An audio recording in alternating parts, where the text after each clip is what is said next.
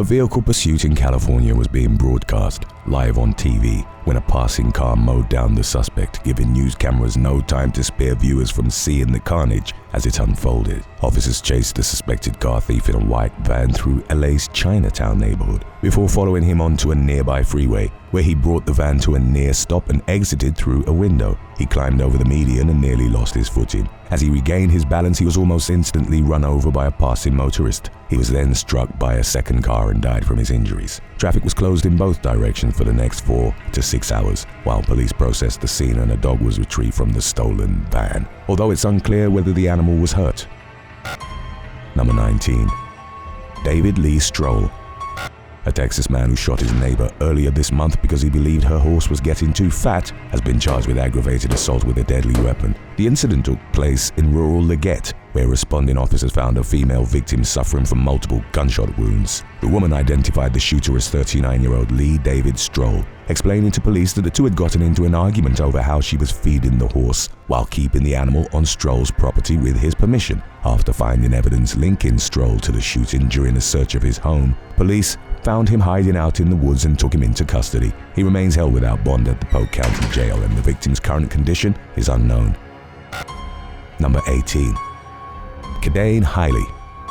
A Western New York man has been charged with killing his girlfriend, 29-year-old Catherine Katie Carrick, who was found dead along with her 4-day-old infant inside a burning house in Buffalo's Elmwood Village neighborhood. The two victims were pronounced dead at the scene, while the suspect, 30-year-old Kidane Haile, was taken to the emergency room with serious injuries. Haile was hospitalized for several days for smoke inhalation and has since been charged with second-degree murder. Police say he fatally strangled Carrick while the newborn's death remains under investigation. Authorities have not revealed an alleged motive for the crime. Prior to the homicide, Haile worked as a financial advisor at the University of Buffalo. If convicted as charged, he'll face a maximum sentence of 25 years to life in prison.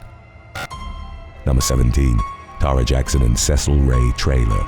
A North Carolina couple are accused of murdering an elderly man in Catawba County, where police found 75-year-old Vietnam veteran David Mize missing under suspicious circumstances during a welfare check at his home. Despite the senior citizen's absence, the evidence at the scene suggested that he had met with foul play. Further investigation led law enforcement to a local tow lot, where they found Mrs. deceased body in the trunk of a car that had been abandoned at the Valley Hills shopping mall. The suspects were identified as 35-year-old Cecil Ray Traylor and Tara Jackson, the latter of whom denied any knowledge of the homicide when reporters hounded her during her perp walk. Jackson could be heard saying that she had a 7-week-old infant to get home to, but that may not be happening anytime soon, if ever, with records showing that she's in custody at the Catawba County Detention Center in lieu of $300,000 bond for murder and a misdemeanor probation violation. Traylor faces a litany of charges including murder, fleeing and or eluding, violating probation, resisting an officer,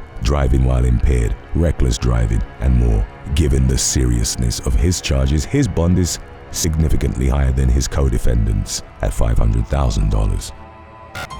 Number 16. Keith Henry.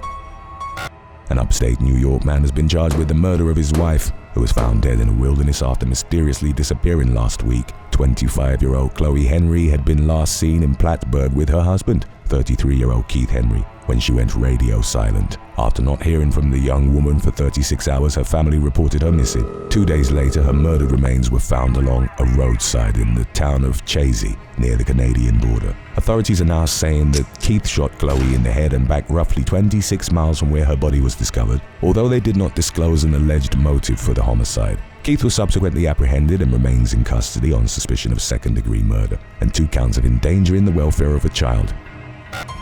Number 15. Paramillo Airport Crash. A small aircraft burst into flames just moments after leaving the ground at Paramillo Airport in Táchira, Venezuela on Thursday, killing 2 of its occupants and injuring 2 others. The Piper PA-31T1 Cheyenne had barely left the ground shortly after noon when a tire exploded, causing the pilots to lose control of the plane. The aircraft flipped over in the air before crash landing on the tarmac and erupted into a blaze. Unofficially identified by news outlets as Tony Bortone and Juan Maldonado, both pilots died in the wreck. An investigation into the cause of the accident is ongoing. Number 14. Alina Gonzalez-Morelos. A 37-year-old Texas woman has admitted to fatally striking her husband with her SUV while drunk, but denies having murderous intent, claiming that she only meant to hit the victim. Alina Gonzalez-Morelos turned herself into the Pasadena Police Department last week after mowing down 42-year-old Leonardo Mendoza with her Chevy Tahoe during a heated verbal dispute. According to law enforcement, the suspect and victim were having some marital issues at the time of the incident. Their children overheard them arguing shortly after Gonzalez-Morelos returned home at around 2 in the morning. Mendoza was seen leaving the residence and walking toward his car, which was parked on the street, while Gonzalez-Morelos followed closely behind. A witness later described seeing the suspect's large SUV veering off the road, jumping a curb and striking Mendoza as he approached his vehicle. By the time emergency responders arrived, Gonzalez-Morelos had fled the scene. Mendoza died from his injuries at a nearby hospital, and his family members provided investigators with information which helped them identify his wife as a suspect. Gonzalez-Morelos remains in custody at the Harris County Jail on a first-degree murder charge. Number 13. Lauren Craven. A young California cop lost her life in the line of duty last Monday night while responding to a rollover crash along a busy highway. 25-year-old La Mesa police officer Lauren Craven was returning to her jurisdiction from a local jail shortly before 10:30 p.m. when she spotted the accident in the middle of the road. She radioed her superiors about the wreck and was walking toward an overturned vehicle when another car struck her, then slammed into the vehicles involved in the accident. Authorities later identified the driver of the overturned car as 19-year-old Devontae Morris. Both he and Craven died from their injuries, with the latter being remembered by her employer and loved ones as a dedicated member of law enforcement who chose her profession after a traumatic assault inspired her to help others. Number 12. Anthony Deschepper.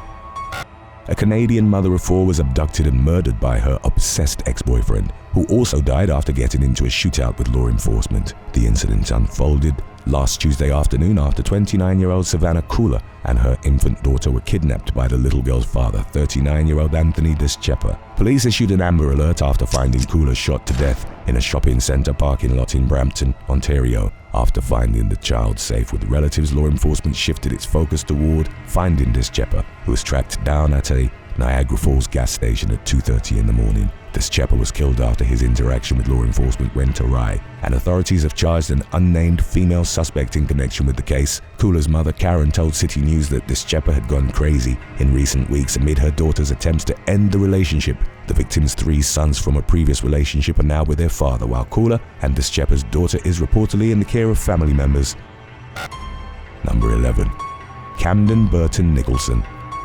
A California man with a history of mental illness has been found guilty in the triple homicide of his wealthy parents and their housekeeper, who was stabbed to death in the family's $6 million Newport Beach mansion in 2019. The convictions against 34-year-old Camden Burton Nicholson were announced on Wednesday by the Orange County District Attorney's Office, which identified the victims as 64-year-old Richard Nicholson, 61-year-old Kim Nicholson, and 57-year-old Maria Morse. According to prosecutors, the victims were stabbed to death after Richard and Kim Nicholson gave their son an ultimatum to check into a mental health and addiction treatment facility. After murdering his parents and Morse, Camden went on a shopping spree with the Nicholson stolen car, blowing hundreds of dollars on marijuana and adult toys. He later called 911 and surrendered to law enforcement, claiming he had killed the victims in self-defense. Camden's attorneys are now fighting for an insanity ruling, which will determine whether he serves life without parole in a traditional prison or if he's committed to a mental treatment facility for an indeterminate length of time. Number 10. Melissa Said.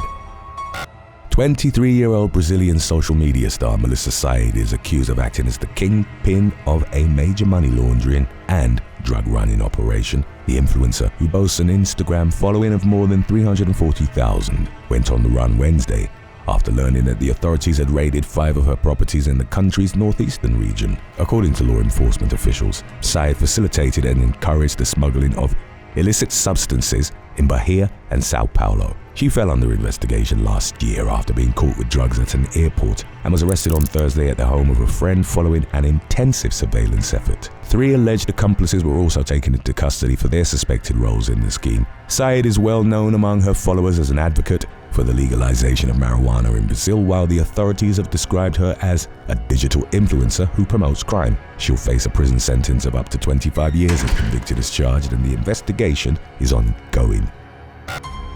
Number 9. Ronnie Fewell. Recently obtained records show that an alleged killer was arrested more than 40 times prior to the homicide he's accused of committing. 32-year-old Ronnie Fewell is facing multiple charges for the death of 51-year-old Ronald Neville, who was ambushed by 3 men at a Motel 6 in Charlotte, North Carolina, earlier this month. Based on video evidence, police say that the suspects forced their way into Neville's room before leaving just seconds later with a backpack containing just $100 worth of items. Neville was found shot to death, and police believe that 4 suspects are responsible for the slaying, including Fewell. Before Neville's murder, Fewell had been arrested on dozens of occasions for a litany of crimes, including resisting an officer, breaking and entering, assault on a female, cocaine possession, selling cocaine, gun charges, and more. And while the accused killer has served some prison time, many of the charges were dismissed or resulted in no time behind bars. The decision to repeatedly cut him loose is being questioned and condemned by many, including State Representative Mark Harris, who said in an X post that he was disgusted by how many times Fewell was allowed to walk free after being arrested. Fewell is now being held without bond on suspicion of felony murder, robbery with a dangerous weapon, and felony conspiracy. Number 8. Isabelle Tate. 23-year-old 911 Nashville actress Isabelle Tate has passed away amid her battle with a rare, progressive neuromuscular disease, which had left her confined to a wheelchair. Her passing was announced last Monday, and although no cause of death has been identified, her agent told TMZ that Tate died peacefully in her sleep. While the name of Tate's illness is unclear, the Tennessee native's agent explained that it can affect the legs, lungs, and heart. Tate played the role of Julie in the Hulu series 911 Nashville, which debuted earlier this month, and is also known for candidly sharing her health-related struggles on social media. The show plans to memorialize her at the end of its next episode, and she was also commemorated in a social media post by her talent company, the McCrae Agency. Number 7. Nan Wu. One of the dark web's most prolific drug trafficking masterminds has been sentenced to 6.5 years in federal prison for running a massive illicit online marketplace based out of Queens, New York. Working with 4 accomplices, 39-year-old Nan Wu raked in more than $7.2 million over a 3-year period started in 2019 by shipping more than 10,000 packages of MDMA, cocaine, ketamine, and other drugs to customers in all 50 states through his unlawful business, Firebunny USA. He pleaded guilty to the criminal sale of a controlled substance and money laundering charges in April, and received his sentence last week during a hearing before Manhattan Supreme Court Judge Michelle Rodney. According to prosecutors, investigators purchased 11 shipments from the illegal marketplace prior to Wu's arrest in 2022. His co-defendants have also pleaded guilty and are awaiting sentencing. Wu was already serving time for state-level charges related to the conspiracy when his federal punishment was handed down. His attorneys said that they expect both sentences to run concurrently. Number 6. Billy Joe Cagle. Authorities in the state of Georgia believe they narrowly thwarted a mass shooting at Hartsfield-Jackson Atlanta International Airport last Monday, thanks to a warning from the suspect's family members. 49-year-old Billy Joe Cagle's relatives contacted law enforcement after he allegedly said during a live stream on social media that he was planning to target the airport, which is one of the busiest in the United States, and that he was in possession of an assault rifle. Police in Cartersville passed the information on to the Atlanta Police Department, and officers managed to track Cagle down shortly after he arrived at the airport. Inside his pickup truck, they found an AR-15 rifle and 27 rounds of ammunition, and Cagle was arrested on suspicion of terroristic threats, criminal attempt to commit aggravated assault, and firearms charges. He reportedly has a history of mental illness, but the nature of his issues has not been disclosed and the investigation is ongoing. Number 5. New York teen clinging to life. A New York City high schooler is reportedly fighting for his life after over a dozen fellow teens assaulted him and stole his $340 sneakers in broad daylight. According to police, 13 complete strangers approached the victim while he was walking down the street in Jamaica, Queens on Friday afternoon and started a fight with him. They soon began to beat and stab the woefully outnumbered young man before snatching his pricey footwear and fleeing the scene. According to news reports, the victim is currently hospitalized in critical condition. In the meantime, police are working to identify and capture the attackers and have appealed to the public for information that could lead to their arrests. Number 4. Carlitos Ricardo Parias. An undocumented migrant who had previously escaped from custody was shot during an ICE operation in Los Angeles. According to reports, the incident began when U.S. Marshals and ICE agents pulled over 44-year-old Carlitos Ricardo Parias. After realizing he was boxed in, Parias began ramming his car into the federal law enforcement vehicles in an apparent attempt to flee. As the spinning tires kicked up dust and debris and the car began to fishtail, agents tried to subdue Parias by smashing in the driver's side windows, but he persisted in his efforts to escape, prompting the feds to fear for their safety. The agents opened fire on him in self-defense. Parias was shot in the elbow, while a U.S. Marshal was struck by a bullet that had ricocheted. They were both taken to the hospital with non-life-threatening injuries, and Parias is now facing a charge for assaulting a federal officer, which can come with the prison sentence of up to 8 years to life in the event of a conviction. Number 3. NBA betting scandal.